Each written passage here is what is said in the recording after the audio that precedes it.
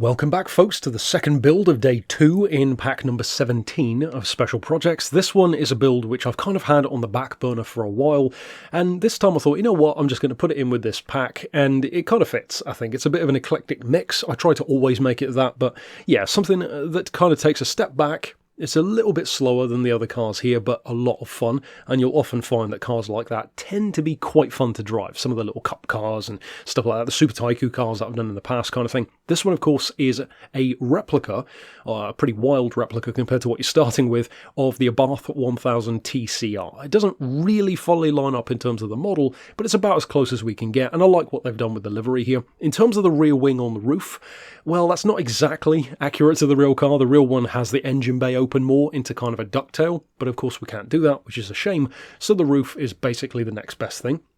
Of course, you could take the spoiler off this livery if you want to, but it does to me look kind of weird without it. So if you like this one, of course, give the player some love. You do need the wide body, incidentally, for this one. As far as the build, I will say it worked out very well, because I wasn't sure we were going to be able to get enough power out of this standard engine. And of course, you don't want to go crazy with the motor swap. It's like nearly 400 horsepower. Now, the real car, from what I could tell, weighs about 627 kilos, which is the reason why it weighs that much here, and has about, say, 106 to about 112 horsepower, depending on who you ask. So that's pretty close in terms of what we ended up with, thankfully. Also, of course, the engine, although technically not necessarily the same, is close enough to be workable. And like I said, you don't want to go for the Civic engine. That would be ridiculous for this build. Now, as far as the actual parts, I've got the sports pads. Again, could be overkill. I have, speaking of overkill, decided to have a bit of a change on this one and go for comfort softs, because I thought, you know what, it's kind of a slower car, let's have a bit of fun with it and keep the point level really low and see what it can do. So as you can see, it's barely over 375 points, so with a very, very minimal change, even just to, I don't know, mediums, for example, if we have a look here, I mean, there, you're almost 350. So you could definitely use this for really, really low-level events if you wanted to. And spoiler alert, it might be really good for them too. It's kind of got Panda 100 HP vibes. As far as the Club Sports section, we've got the bored-out engine. I'll just double-check on the Ultimate section because, yeah, good job I did. We've got the High Lift Cams S, which of course cancels out the lower one. We've got the titanium rods and pistons as well. If we jump back to the Club Sport then, of course that cancels that one out. You do want the bored-out engine. You basically want to do pretty much everything in terms of the power upgrades to really squeeze as much power as possible out of that motor. As far as the flywheel, I've gone for the sports one. Again, you could consider that overkill, but it is a track-focused version at the end of the day, so it's kind of appropriate. Power restrictor and, of course, ballast. For the semi-racing stuff, we've got the crank, the ECU. I've gone for the high RPM turbo, the fully customised diff, the height-adjustable suspension, rather than the race one, because you want some adjustability, but you don't necessarily want to go too far for a car like this. I'll leave it up to you, though. Likewise with the transmission, you don't want it to feel like a full-on F1 sequential paddle shift kind of thing, so we've gone for the fully customised manual. You don't need any of the stage, 3-stage blah blah blah weight reduction, because we're actually making the car a lot heavier than it was to begin with. As far as the racing stuff, the polished ports, balanced tuning, stroked out engine, the intercooler, filter, exhaust, etc, etc, etc, all the way down basically, but then none of this stuff at the bottom for the aforementioned reasons. As far as the extreme stuff, it's up to you if you want the steering angle adapter. You could argue it's not necessarily accurate to the car. I just wanted to have even better turn-in, if at all possible, so that's the reason why I've gone for it. And of course, we already looked at the Ultimate section. So in terms of points, down around 350, 375, certainly anything below 400, to weigh not much more than 600 kilos, and to have over 100 horsepower.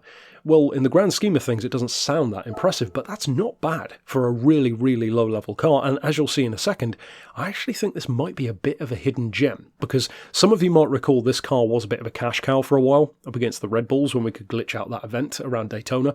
But although that was quick, it was quite a worthless car on any other track, because that kind of crazy engine swap power just turns it into an absolute monster, but not in the good way. This one, though, it feels way more usable. Now, as far as the tyres, like I said, we've got the Comfort Softs for the suspension, 85mm on the front, 95 on the rear. Of course, you can't adjust the anti-roll with this one. As far as the dampers, 25 and 45, 2.05 on the springs, 1 degree of camber, so really not much for a little car like that. As far as the toe, of course, that is fixed, but you do have 0.3 on the rear, which is a pretty hefty amount. As far as the diff, I found that I personally like having triple 30 for this car. Give it a try, and if you want to change it, of course you can. I'll get more into a second, I will get more in a second even into how to use this car and get the best out of it. As far as the auto setting, 160 kilometers an hour is about 100 miles an hour. That to me is pretty much good enough, and apparently that was roughly the kind of performance you could expect from the real thing, so it seems appropriate. It certainly didn't feel to me like it needed longer gearing, that's for sure, and again, it will depend on the track. You want 157 kilos of ballast. I've put that all the way to the front. Well, actually, it's not. I tell a lie. It's not all the way to the front. It's 0.25 toward the front. So 25% of the way there for a 49-51 split.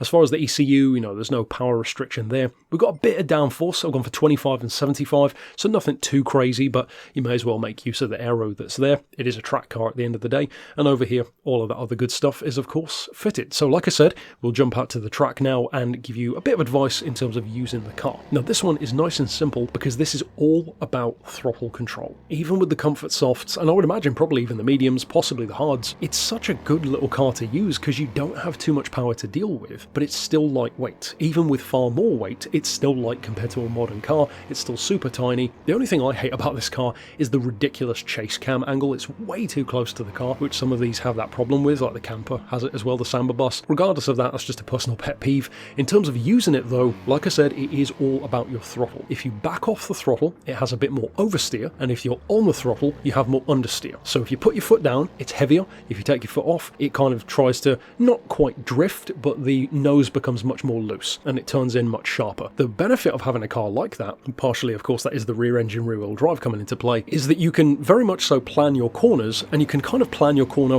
while you're in the corner, because it's not all that quick by today's standards, so you can just back off the throttle, ease onto it in terms of how much understeer or oversteer you want the car to have. So it's a pleasure to work with, and for some, if you're not the kind of person who's into, just the fastest and craziest of everything, you might find yourself really liking this car. For me, although the car has a lot of potential, I barely ever use it. Whereas this thing, if I do need a lower point level car, this might be one of my go-tos now, because it's really fun to use. It doesn't feel underpowered, it doesn't feel slow, and it's so quick through corners. So if you do decide to use it, maybe you've got one lying around that you want to do something with. Of course, I hope you enjoy it. If you use this livery, etc., I hope you enjoy that too, and give the player some love. Stick around for the rest of the builds this week, of course, and until next time, I'll see you then. But for now, thanks for watching.